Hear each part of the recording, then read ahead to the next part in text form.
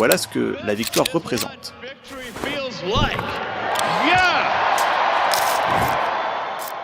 Ce n'était pas une victoire ordinaire, c'était un tournant décisif pour la civilisation humaine.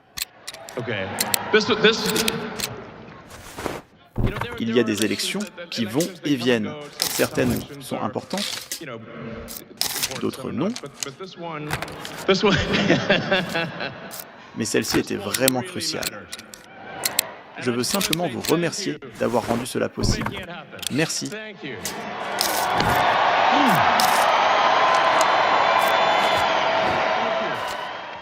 Mon cœur est avec vous.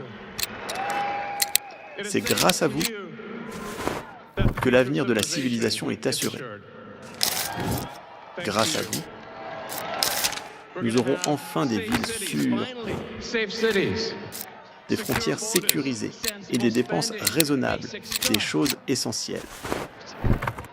Nous emmènerons Doge sur Mars.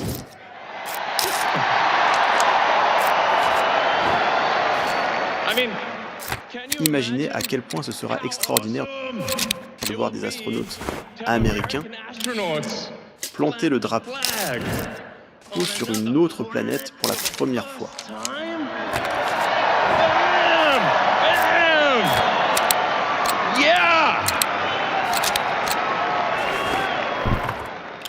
Comme ce serait inspirant. Il y a toujours des problèmes dans la vie. Mais nous avons besoin de choses qui nous inspirent. Nous avons besoin de choses qui nous donnent envie de nous réveiller le matin et de dire « J'ai hâte de voir ce que l'avenir nous réserve ».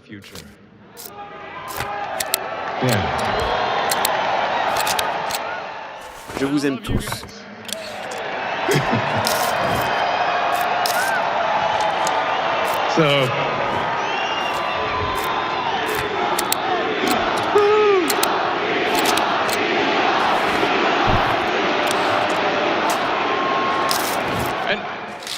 Laissez-moi vous dire que je vais travailler très dur pour vous.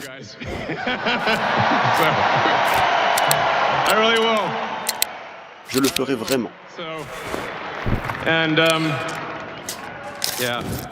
Je suis vraiment enthousiaste pour l'avenir. Ça va être très excitant.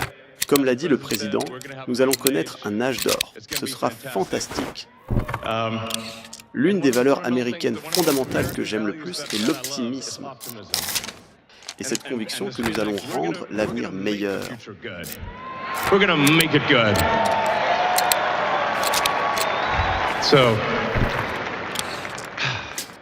J'ai tellement hâte, ça va être fantastique. Je vous remercie encore une fois. Je suis vraiment enthousiaste pour l'avenir. Où sont les entrepreneurs africains? Ils sont où là? Ils sont où les entrepreneurs africains dans les programmes politiques des autres? Moi, j'en ai jamais vu. Peut-être que je suis trop jeune, mais j'en ai jamais vu. J'en ai jamais vu un privé qui s'engage autant dans la cause politique, jusqu'à vouloir mieux faire que les politiciens, c'est-à-dire réformer la façon dont ils font leurs choses. C'est-à-dire arriver au pouvoir avec, bien sûr, un président à sa tête et diriger un comité, parce que c'est ça qu'il va faire, diriger un comité qui aura pour but premier de réduire les dépenses de l'État. C'est honorable, oui, ça montre que le mec a atteint un certain niveau et que même s'il n'est pas de souche américaine à la base, il cherche vraiment à amener l'Amérique au summum, de faire en sorte que l'Amérique redevienne America First, vous voyez, America First, c'est-à-dire les Américains ne redeviennent premiers, les Américains d'abord. Donc ça veut dire que les Américains ne font plus de guerre inutile, mais ils sont plus dans le commerce, sont plus dans la vente, sont plus dans le business, sont plus dans les échanges,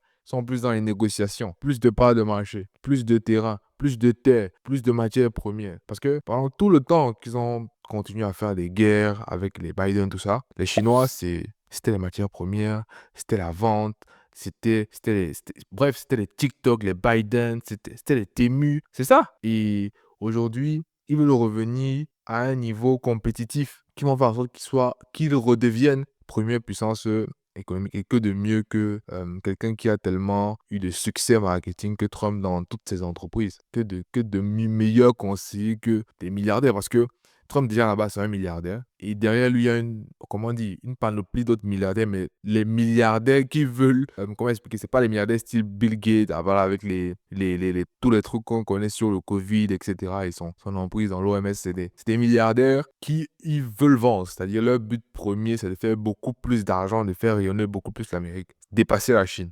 Et ça, vous savez, c'est rare de voir un pays qui ouvre déjà autant de portes.